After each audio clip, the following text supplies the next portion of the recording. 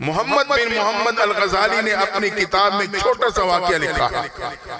हजरत उमर फारूक रज़ियल्लाहु अन्हु के दौर में शराब पे पाबंदी है। एक नौजवान शराब की बोतल लिए गली से गुजरने की कोशिश कर रहा है। अचानक नजर पड़ी गली की तुरी दूसरी तरफ से अमीरुल मोमिनीन नमूदार हुए।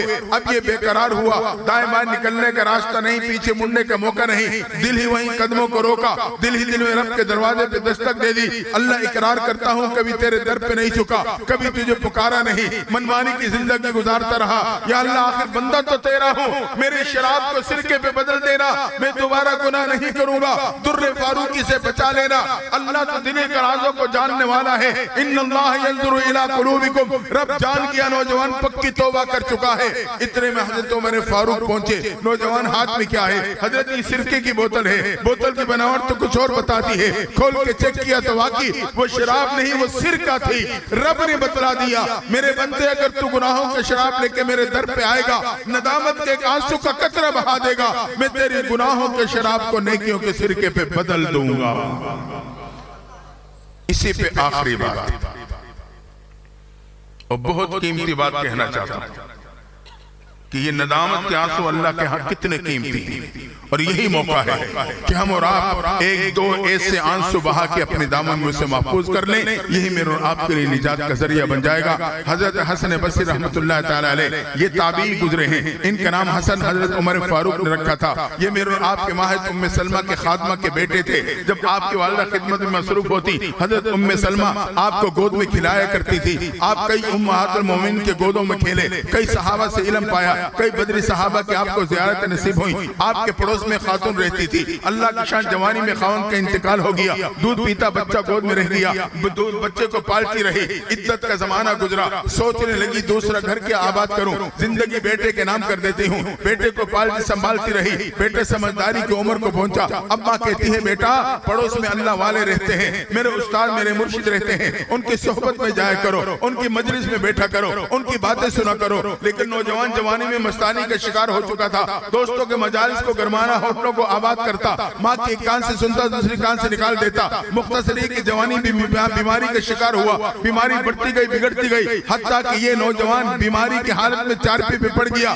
इतने तवील अरसा गुजरने के बाद माँ बुढ़ापे को पहुंच चुकी थी। माँ अपने नौजवान मरीज बेटे की खिदमत के लिए उसके कदमों में बैठ गई। बात अब बीमारी इतनी लंबी हो जाती है, मरीज को यकीन होने लगता है मेरा बीमारी से बचना मुश्किल। एक दिन नौजवान के दिल में ये बात आ गई, मेरे इस बीमारी से बचना मुश्किल। तो अपनी बंद आंखों को खोला, कदमों की तरह बैठे बुढ़िया माँ के चेहरे पे डाला, देख के कहने लगा, अम्मा मेरी एक आरज़ू तो पूरी कर देना। ये जुमला सुनना था, माँ तड़प गई। बेटा कौन सी आरज़ू लिए पड़ा है बता तो सही, तेरे लिए जी रही हूँ, तेरे सहारे बैठी हूँ, तेरी कौन सी आरज़ू बाकी। अम्मा अगर मेरा इंतकाल हो जाए, अल्लाह वालों से कहना मेरी नमाज जनाजा पढ़ा दे। माँ तड़प गई लेकिन अपने आप को संभाला, हजरत की खिदमत में पहुंची। हजरत मेरा नौजवान बेटा इस कैफियत से गुजर रहा है, आरज़ू का इजहार करता है, जनाजा अल्लाह वाले पढ़ा दे। अल्लाह की शान हजरत हसन बसरी ने उस नौजवान के जनाजा पढ़ाने से इनकार कर दिया।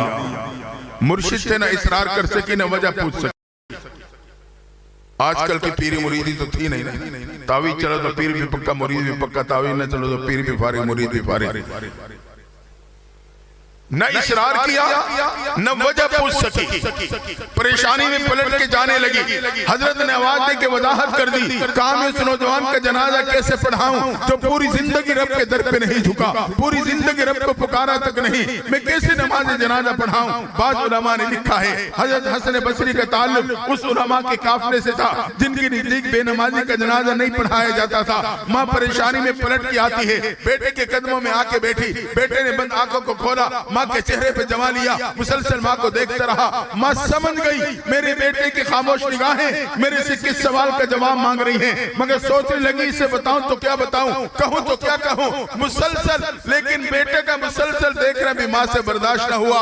आखिरकार दिल पे हाथ रख के कहने लगी, बेटा अल्लाह वालों ने तेरे जनाजा पढ़ाने से इनकार कर दिया है, ये सुनना था। नौजवान के दिल पे एक चोट लगी, उसने एक ठंडी आह भरी और खामोशी में चला गया। इधर आंखों से नदामत के आंसू जारी, जो बात मैं कहना चाह रहा हूँ। खामोशी में चला गया, आंखों से नदामत के आंसू जारी। माँ एक बात तड़प गई। कुछ लम्हे बाद नौजवान ने फिर आंखें खोली, माँ को देख के कहने लगा, अम्मा यकीनन मैं इतना बुरा हूँ कि अल्लाह वालों ने मेरे जनाजे से इनकार कर दिया है। अम्मा फिर तू ही मेरे पे एक एहसान कर देना। बेटा क्या एहसान? कहा जब मेरा इंतकाल हो जाए मेरे पाँव में रस्सी बांध देना, बस्ती की गली में घसीटते चले जाना, जहाँ बस्ती वाले गंदगी डालते हैं वहाँ जाके मुझे भी डाल देना। मैंने तो तौबा नहीं की, लेकिन मेरे दोस्त जब मेरे अंजाम को देखेंगे उन्हें तौबा नसीब हो जाएगी। माँ सुन रही है, तड़प रही है, करूँ तो क्या करूँ, कहूँ तो क्या कहूँ। इसी कश्मकश में चंद लम्हे बाद नौजवान का इंतकाल हो गया।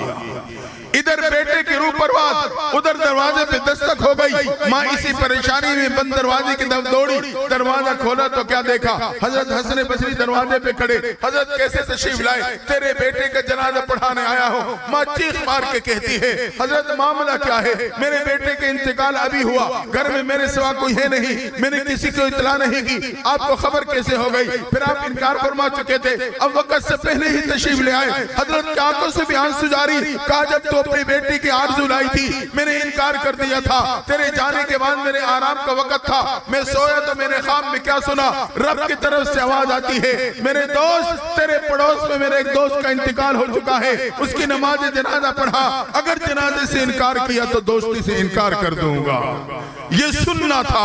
तड़पता हुआ उठा हूँ, दौड़ते हुए तेरे दरवाजे पे नौजवान के जनाजे के इंतजार में खड़ा हूँ। दोस्तों मेरे और आपका यकीन है, रब चाहे तो सुबह को शाम पे बदल दे, वो चाहे तो शाम को सुबह पे बदल दे, रब चाहे तो दिन को रात पे बदल दे, वो चाहे तो रात को दिन पे बदल दे, रब चाहे तो गर्मी को सर्दी पे बदल दे, वो चाहे तो सर्दी को गर्मी पे बदल दे, और रब चाहे तो गुनाहों को नेकियों में तब्दील कर दे। उलाइका युबद्दिलुल्लाहु सय्यातिहिम हसनात। नौजवान के नदामत के आंसू थे, अल्लाह ने उसकी गुनाहों को नेकियों में तब्दील करके अपनी दोस्ती में शामिल कर लिया था। आए इस मौके से फायदा उठा के ऐसे नदामत के चंद आंसू अपने दामन में लेके यहाँ से जाएंगे। मेरी दुनिया भी संवर जाएगी, आखिरत भी संवर जाएगी। अल्लाह ताला हम सबको सच्ची पक्की तौबा नसीब फरमाए।